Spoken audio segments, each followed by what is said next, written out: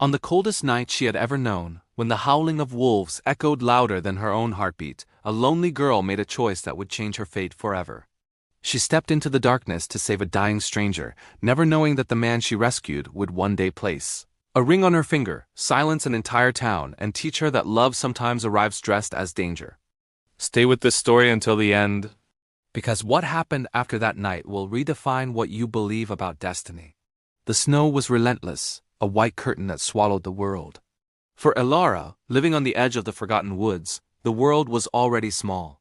The villagers whispered about her, a girl who spoke to the wind and whose eyes held the color of a stormy sky. They called her an outcast, a witch, and left her to the solitude of her tiny cottage. That night, the solitude was broken. A sound faint at first, then a desperate human groan cut through the blizzard. Fear told her to bolt the door, to pretend she heard nothing. But a different voice, one she hadn't heard in years, a voice that sounded like her mother's, whispered of courage. Clutching a flickering lantern, Elara pushed her door open into the teeth of the storm. The wind tore at her cloak, threatening to extinguish the tiny flame that was her only guide. She followed the sounds, her boots sinking deep into the snow until she found him. A man half buried in a drift, his fine clothes torn and stained with blood. His face was pale, his breath coming in shallow clouds. He was a stranger, and in these parts, strangers meant trouble. Every instinct screamed at her to turn back, to leave him to the wolves whose howls were drawing closer. But looking into his unconscious face, she saw not a threat, but a life flickering, just like her lantern. With a strength she didn't know she possessed, she dragged him from the snow, back to the warmth of her hearth. For days, he drifted between life and death. Elara tended to his wounds, brewed herbs to fight his fever, and shared her meager food. She learned the lines of his face, the scar above his eyebrow, the way his hand twitched in his sleep. She found herself talking to him, filling the lonely silence of her cottage with stories of the forest, of her dreams of a life beyond the village's judgment. She never asked his name, and he never offered it. He was simply the stranger, her secret, a piece of the outside world that had stumbled into hers. When he finally woke, his eyes, the color of moss after rain, held a guarded intensity. He didn't speak much, but he watched her. He watched the way she moved, the way she cared for her home, the way she wasn't afraid of the silence between them. He called her Elara, a name no one in the village used. He said it like it was a precious thing. He healed quickly, his strength returning with a startling speed. One evening, as they sat by the fire, he took her hand. His touch was warm, firm, and it sent a jolt through her that had nothing to do with the winter chill. He told her he had to leave, but that he would be back. He promised, and he kept that promise. He returned not as a wounded traveler, but as a lord, flanked by men in shining armor. The villagers who had scorned her now stared in disbelief. His name, they learned, was Lord Callan, the formidable ruler of the neighboring valley, a man of power and myth. He walked straight through the gawking crowd, his eyes fixed only on Elara. He stopped before her, and in front of everyone who had ever made her feel small, he went down on one knee. He held up a ring, a simple silver band that shone brighter than any jewel. He didn't make a grand speech. He just looked at her and said, "You saved my life. Let me spend mine protecting yours." The village fell silent. The whispers stopped. The judgment in their eyes was replaced by awe and perhaps a little fear. Elara looked at the man before her, the stranger from the snow, the lord of a powerful keep, the danger she had welcomed into her home. She realized that love hadn't just arrived dressed as danger. It had arrived as a reflection of her own hidden strength.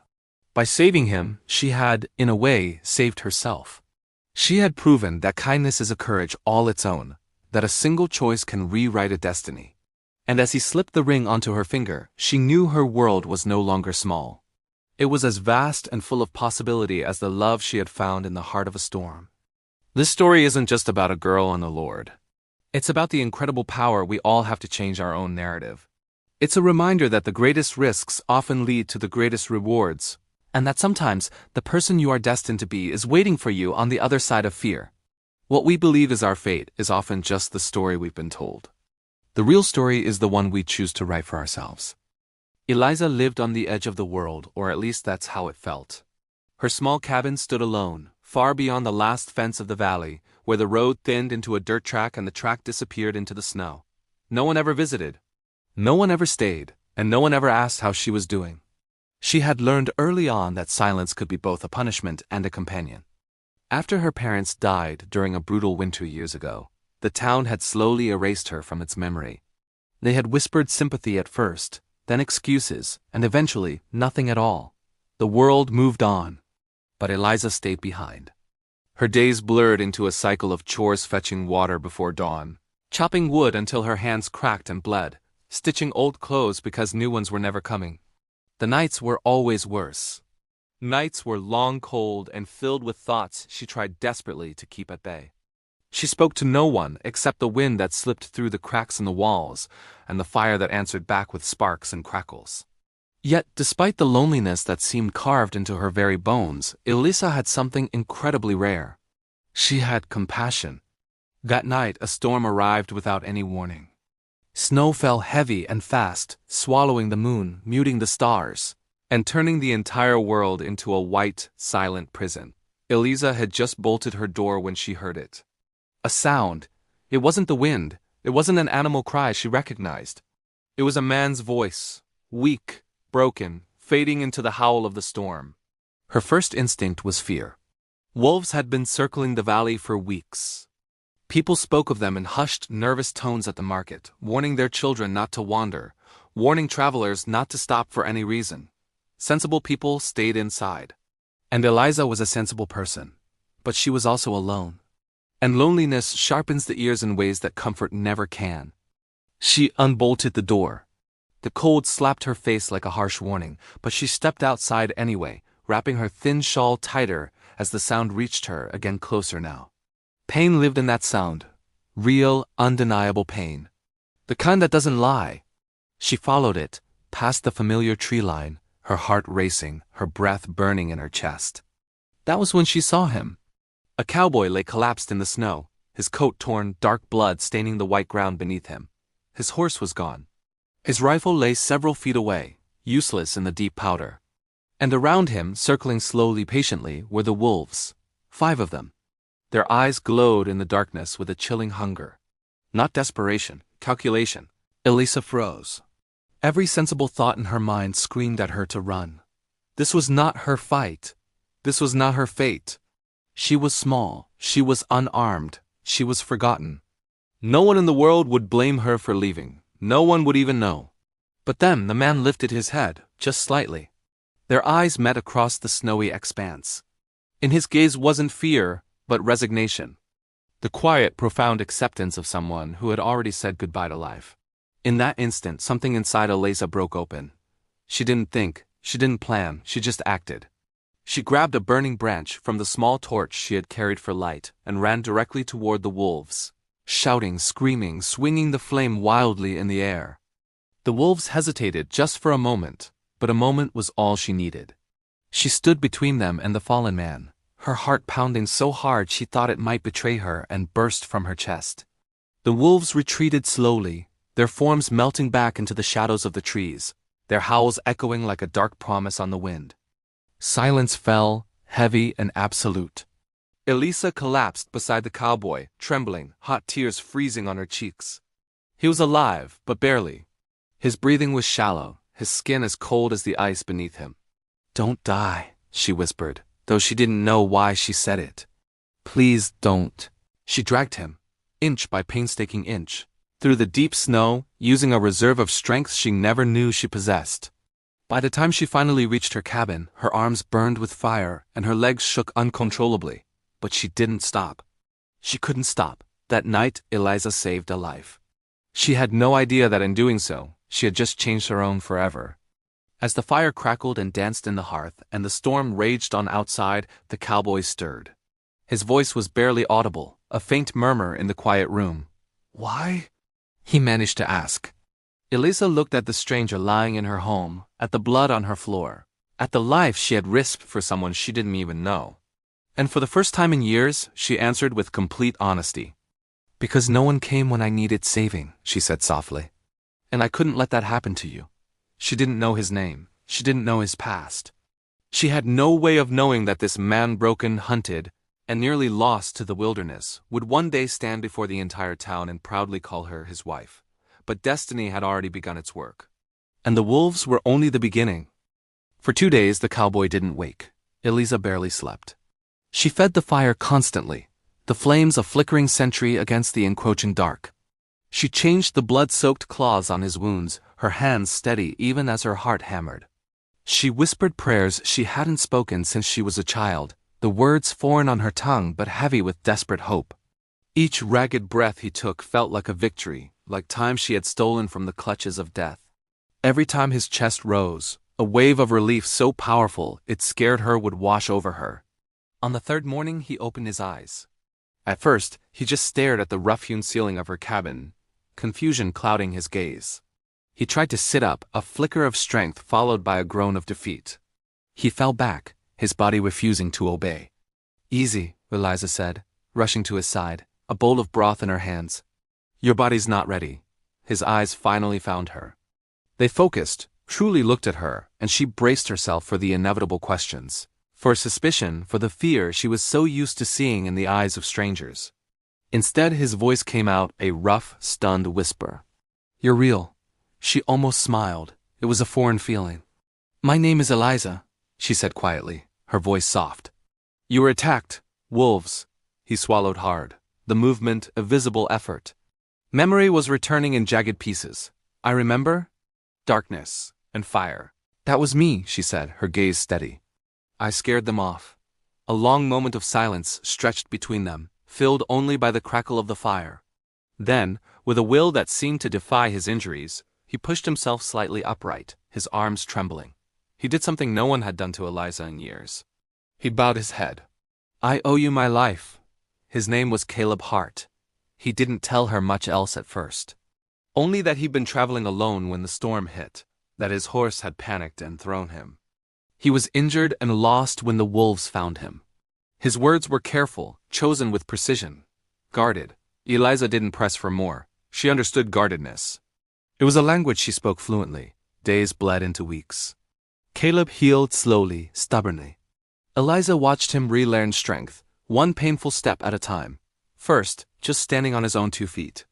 Then tentative steps across the small cabin. Then he was walking, and soon after he insisted on helping with chores, despite her protests. He chopped wood with his one good arm, the rhythmic thud a new reassuring sound against the silence she was used to. He fixed the broken hinge on her cabin door. He carried water from the creek, treating the task like a sacred duty, a debt he felt he could never fully repay. And with his presence, something inside the small cabin began to change. Laughter returned. Not loud, boisterous laughter, but the quiet, surprised kind. The kind that sneaks out when you least expect it, a gentle reminder that you are still alive, that joy can find you even in the loneliest of places. They talked for hours by the firelight. About nothing important and about everything that mattered. Eliza found herself telling him about her parents, about being left behind in this isolated valley. About the long, lonely nights when the silence felt heavier than grief itself. Caleb listened. He truly listened, his gaze never wavering, his presence a quiet comfort. And slowly, so slowly, the pieces of his own armor began to slip. He spoke of a childhood spent moving from one place to another, never putting down roots. Of responsibility that was placed on his young shoulders far too early. Of a power he never asked for and a life he never chose. The full truth came crashing down one evening when the town came knocking. Eliza heard the horses first, the crunch of their hooves on the snow, a sound that always signaled an intrusion. Then the voices, ma'am. Many of them. A familiar fear crawled up her spine as she opened the door to find the sheriff and several townsmen standing on her porch. Their expressions were not kind, they were grim, official. "We're looking for Caleb Hart," the sheriff said, his voice flat. "He's been reported missing." Before Eliza could even form a response, Caleb stepped forward from the shadows of the cabin. "I'm here." The air changed instantly. The men stiffened. One of them nervously removed his hat. Another looked away, unable to meet Caleb's gaze. The sheriff cleared his throat, his authoritative demeanor crumbling into something like deference. "You should have told us who you were."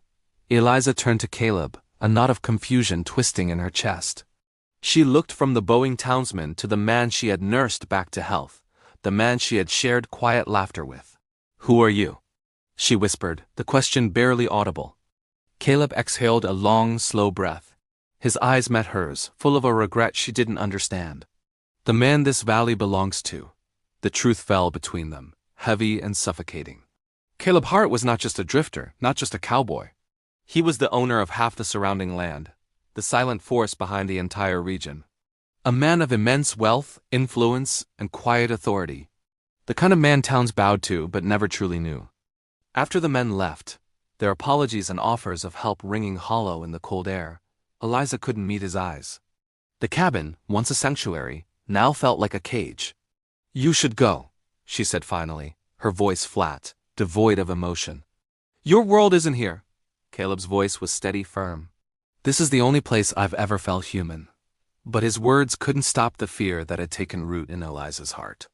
The town changed overnight. People who had ignored her for years now watched her every move. They whispered when she passed. They judged her from behind closed doors. A lonely, reclusive girl did not simply end up with a man like Caleb Hart. The rumors grew, sharp and cruel as the winter wind.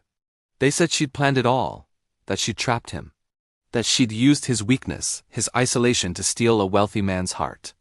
Eliza overheard them in town one afternoon. The words were like stones, and she walked home with her head down, shame burning her skin.